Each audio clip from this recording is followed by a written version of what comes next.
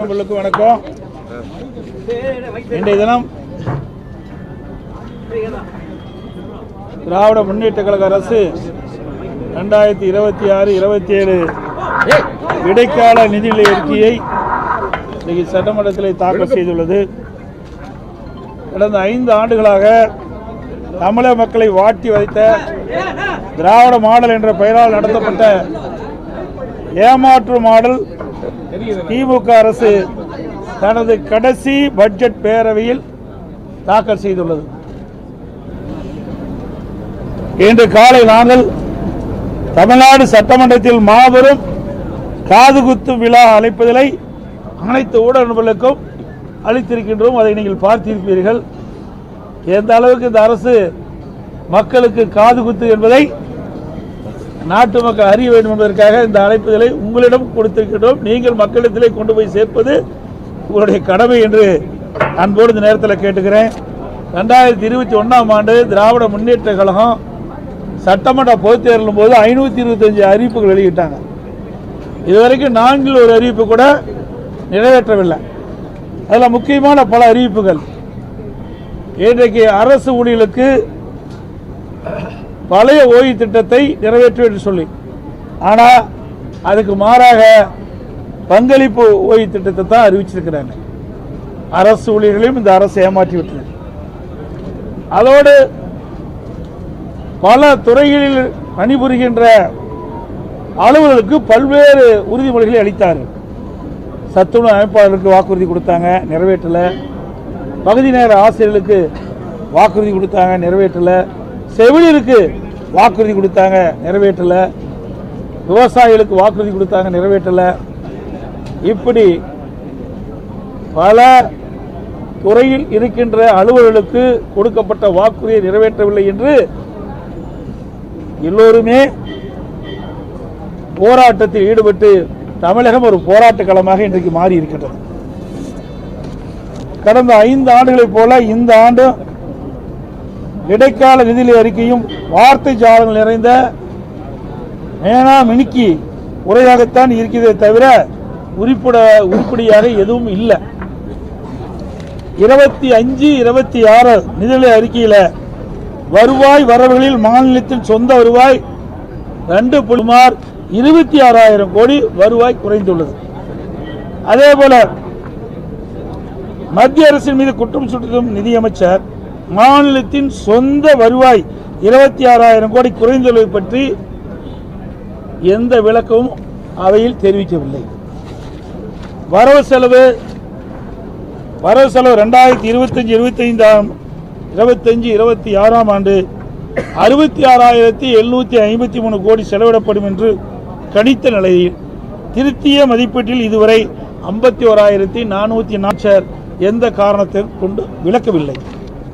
நிதி பற்றாக்குறை 24-25 96,000 கோடி என்று கணித்த நிலையில் இந்த கணக்கின்படி அது 1,01,000 கோடியாக, அதாவது 5,000 கோடி அதிகரித்துள்ளது.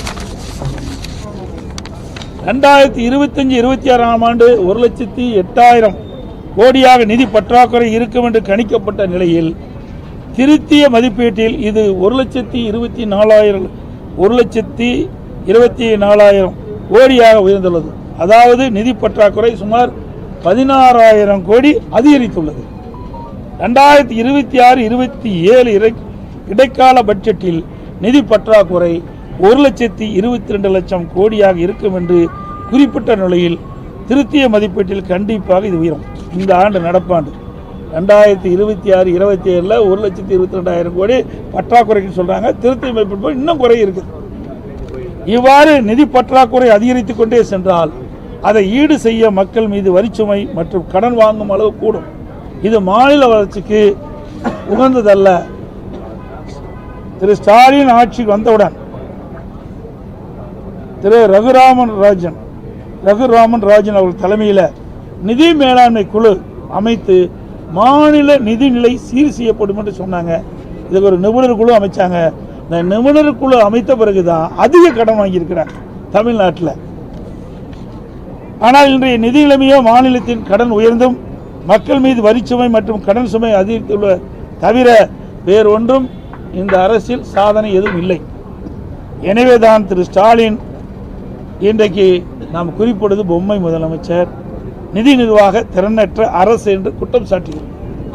இன்றைய மாநில நிதிநிலை அறிக்கையிலும் வேளாண் துறை நிதிநிலை அறிக்கையும் ஏறத்தாழ சுமார் 5 மணி நேரம் 2 அமைச்சர்களும் உரை நிகழ்த்தினார் தவிர வரவு செலவு திட்டம் பற்றி உருப்படியாக எதுவும் இல்லை. குறிப்பாக சொல்ல வேண்டுமென்றால் இந்த 5 ஆண்டு காலத்தில் இந்த அரசு என்ன பணிகளை செய்தார்களோ அதை வரிசைப்பட்டி அடுக்கி வார்த்தைகளுக்கு அழகு கூட்டி சாதனை என்ற பெயரில் படித்தார்களே தவிர வேறு ஒன்றும் இல்லை. இன்றைக்கு வேளாண் பட்ஜெட் என்று விவசாயிகளை ஏமாற்றிட்டு ஒரு பட்ஜெட்டை போட்டிருக்காங்க. இந்த பட்ஜெட்டில் பார்த்தீங்கன்னா பல துறைகள் அடங்கி வேளாண் பட்ஜெட். இதில் பால்வளத்துறை, மீன்வளத்துறை, உணவுத்துறை, கூட்டுறவுத்துறை, உள்ளாட்சியில் கிராமப்புற சாலைகள், கால்நடைத்துறை, இப்படி பல துறைகளுக்கு ஏற்கனவே ஒவ்வொரு துறைக்கும் ஒரு மானியம், அது ஒவ்வொரு துறைக்கும் ஒரு அமைச்சர் இருக்கிறாங்க. அந்த அமைச்சர் அப்பப்போ மானிய கோரிக்கை வருகின்ற பொழுது அதனுடைய கருத்தை சொல்வார். இதையெல்லாம் உள்ளடக்கி தான் வேளாண்மை துறை. வேளாண்மை துறை என்பது ஒரு தனி துறையாக இருக்க வேண்டும். அதில் நீர்வளத்துறையும் சேர்த்துக்கிட்டாங்க. இப்படி விவசாயிகளை ஏமாற்றுகின்ற ஒரு பட்ஜெட் தான் வேளாண் பட்ஜெட் என்பதை இந்த நேரத்தில் தெரிவிக்கிறேன். அது மட்டுமல்ல, மொத்தத்தில் விடியா திமுகவின் நிதிநிலை அறிக்கை அத்திப்பழம் வெளியே அழகாக இருக்கும், அத்திப்பழம் வெளியே அழகாக இருக்கும், புட்டு பார்த்தால் உள்ளே சொத்தையாக இருக்கும் என்பதற்கு உதாரணமாக இந்த நிதிநிலை அறிக்கையில் உள்ளன. வேற என்ன இருக்கு?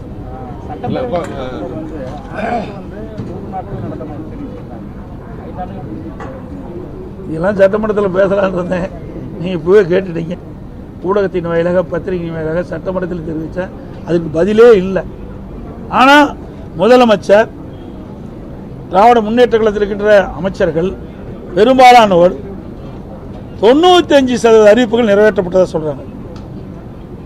அத்தனையும் போய் நீங்கள் கேட்ட மாதிரி சட்டமன்றத்தில் ஒரு வருடத்திற்கு 100 நாட்கள் சட்டமன்ற நிகழ்ச்சி நடைபெறும் என்று சொன்னாங்க.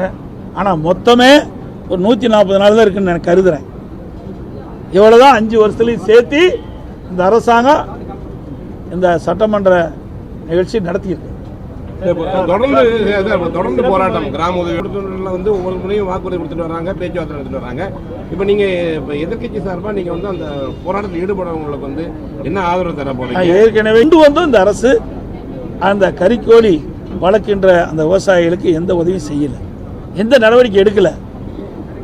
இன்றைக்கு அந்த கறிக்கோழி கொள்முதல் செய்கின்ற அந்த நிறுவனத்திற்கு தான் இவர்கள் உதவியாக இருக்காங்க. இதில் பல்லாயிரக்கணக்கான விவசாயிகள் இந்த கறிக்கோழி வளர்ப்பில் ஈடுபட்டிருக்கிறாங்க.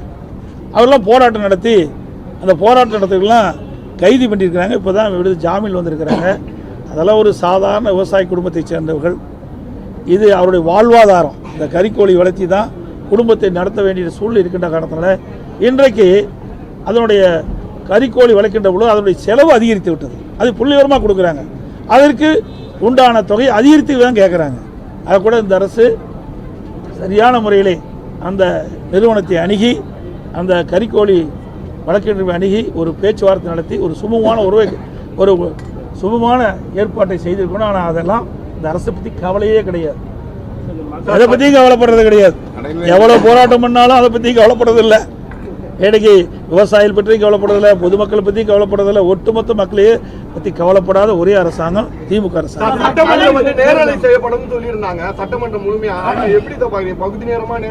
அதாவது நான் பேசும்போது வராது, லிங்க் கொடுக்க மாட்டாங்க. அது பேசும்போது மட்டும் லிங்க் வரும். நான் என்ன கேள்வி கேட்டேன்னு அதை ஒளிபரப்பினா தான் அதற்கு உண்டான பதில் சரியா தவறா என்று மக்கள் புரிந்து கொள்ள முடியும். பல முறை சட்டமன்றத்தில் பேசிட்டோம், நீதிமன்றம் வரைக்கும் போனோம், அங்கேயும் இது வரைக்கும் பெண்டிங்கில் தான் இருக்குது. இன்னும் அதுக்கு முழு தீர்ப்பு கிடைக்கல. அதனால் இதுக்கெல்லாம் விரைவாக விடிவு காலம் வரும்.